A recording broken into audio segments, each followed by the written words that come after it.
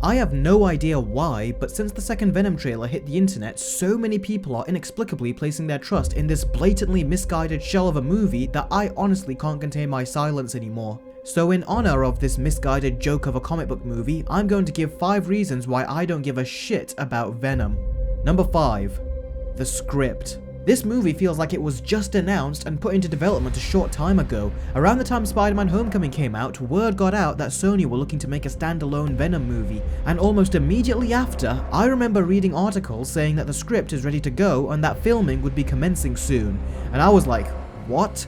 Unless they took the first draft that hit their desk, there is no way they have a quality script already. And after having looked at both of these trailers, the plot and dialogue seems very reminiscent to what we got in The Amazing Spider-Man 1 and 2. To add insult to injury, the writer of this movie has only worked on 2 movies so far, one that I surprisingly liked, and the other I never paid any attention to. One of the many key components that makes a great movie is the script, and you are not going to get a great comic book movie from someone with this resume. Now let's just say for the sake of argument that Kelly Marcel does write a fantastic script. That still won't matter, as since the dawn of the first Spider-Man movie back in 2002, Sony have always tried to apply creative control to their comic book movies. Believe it or not, but they actually wanted the Green Goblin and Dr. Octopus to be in the first movie, but using smart budgetary reasoning, director Sam Raimi managed to convince them that it was going to be overly expensive to include both villains in one film. So he said he will separate them into 2 different movies, and it was through this clever proposal that he managed to get Sony to back off and give him free rein to make the movies his way.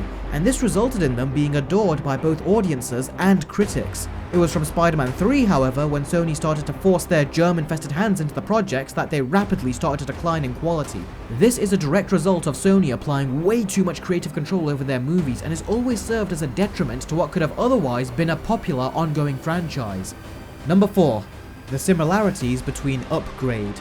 Not so long before the second Venom trailer dropped, we got a trailer for another movie whose main protagonist, both in actor, character and abilities, bears several similarities to Eddie Brock and Venom. The main ones being that both characters have voices in their heads that no one else can hear, the voice has the ability to assist and even control our main characters, both are running away from a higher authority, both are confronted in their apartments, in their kitchens no less, both fight them off, as well as later facing off against other people with enhanced abilities. Additionally, both movies are rated R, but so far, Upgrade, which is a low-budget indie movie, has shown that it's far more of an R-rated action movie than the big-budget comic book movie which is trying to push its R rating as a selling point.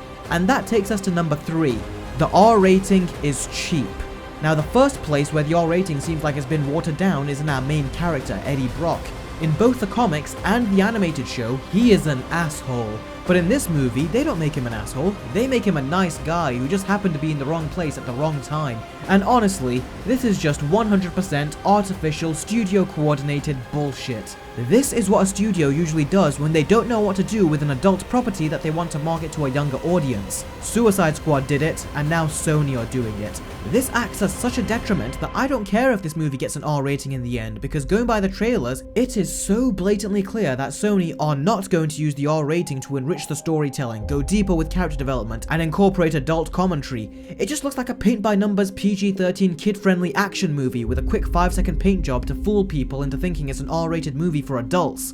You know, like Die Hard 5. Also, for an R-rated movie, why does it feel the need to spell stuff out for us like we're a bunch of 5-year-olds? I mean, it literally tells you, you know these people, they're evil. The guy you work for is an evil person. I am just not seeing any of the benefits that come with an R-rated setup. A quality way to incorporate the R rating is to make it an integral part of the storytelling like it was in Logan. But when I look at the story in Venom, it looks so textbook and safe like any other standard PG-13 movie. And that's because, much like how Warner Brothers looks at the DC property, Sony look at the Spider-Man property as a moneymaker and nothing else. What Sony should have done is looked to Logan and Deadpool and thought, wow, so that's what you can do with R-rated superhero movies. Why don't we try and make something truly special out of this? But nope.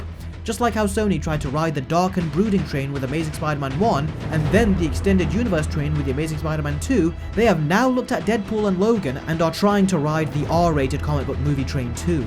And it's clear they lack the confidence to go through with it, because I don't see any in this project. Fox had confidence and conviction with their R-rated superhero movies and unapologetically showed hints of it in their posters and definitely in all of their trailers to give us an idea what we're in for. I just get the feeling that Sony feel ashamed for making Venom rated R, as they have now released 2 trailers that look so PG-13 and there is nothing that looks adult about them in the slightest. Number 2. The symbiote pronunciation.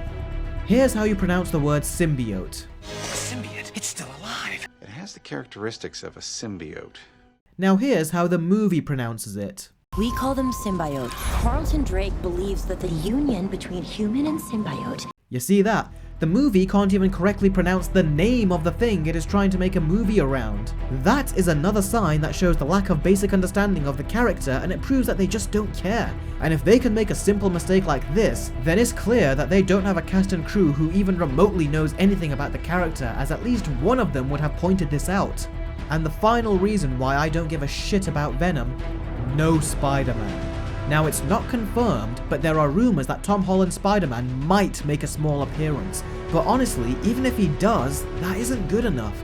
A lot of us take this for granted, but what made the symbiote interesting is that it actually went through an arc of its own. It started as an alien slime that came to Earth after a couple of astronauts discovered it. It latched itself onto Spider-Man, empowering him with its abilities, but soon after, it wanted to meld with him so it could live as a part of him, but Peter rejected it. Once he took it off, it developed a dangerously strong animosity towards him.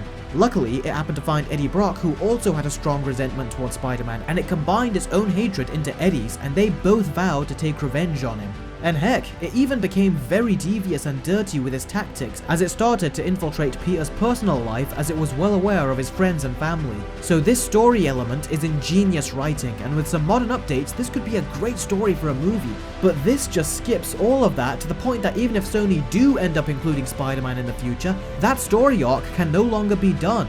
And the fact that this awesome story has been replaced with this generic and boring one is absolutely criminal. So without Spider-Man to provide Venom with a solid origin story, he is just a cool effect and nothing more. And as I already mentioned, this story is just the exact same recycled plot that Sony has been using with The Amazing Spider-Man 1 and 2. They just wrote it around Venom this time. When you get down to it, Sony have a very clear pattern of behavior. The Dark Knight movies were being praised for their dark tone, so Sony made The Amazing Spider-Man 1 with a darker tone. Soon after, the Marvel Cinematic Universe was making headlines, so they tried to set up a cinematic universe in The Amazing Spider-Man 2. And now, Fox is starting to thrive with R-rated comic book movies, and suddenly, Sony decides to come out with an R-rated Venom film. This is the way they function. Every time a popular movie comes out, Sony jump on the bandwagon, taking only one element that made the other film so popular and incorporate it into a lackluster script, which results in a project that is completely confused and misguided. So when people are clamoring about how great this movie looks, just keep in mind who is behind this project. The company who is trying to make a Spider-Man cinematic universe without Spider-Man. Now, if it was Marvel or Fox that were making an R-rated Venom movie, then there would be legitimate reasons to be optimistic and excited. But Sony, they clearly don't know what they're doing with this, and the fact that they keep going back and forth as to whether Venom is in the Marvel Cinematic Universe with Tom Holland's Spider-Man, or Sony's own separate universe, just goes to show that they have no clue what they're doing. I can keep going on, but those are the main reasons why I don't give a shit about Venom. And do you know what the real shame is? Is that no matter what talented director they hire, Sony have too much creative control over this movie to the point that the director's vision will be distorted, and we will most likely get the same explosive mess of a movie that Sony has a talented knack for putting out. Look, I can get behind the fact that Venom looks cool. I mean, I in particular love the design of his eyes. But when I look for a good comic book movie, or any movie in general, a good story would overtake spectacle any day of the week. If you prioritize story before action and special effects, then you are on the right path for creating a successful movie. Even Logan did this, but Venom already looks and feels dated, and it stands out as a sore thumb in this regard. I will close with this.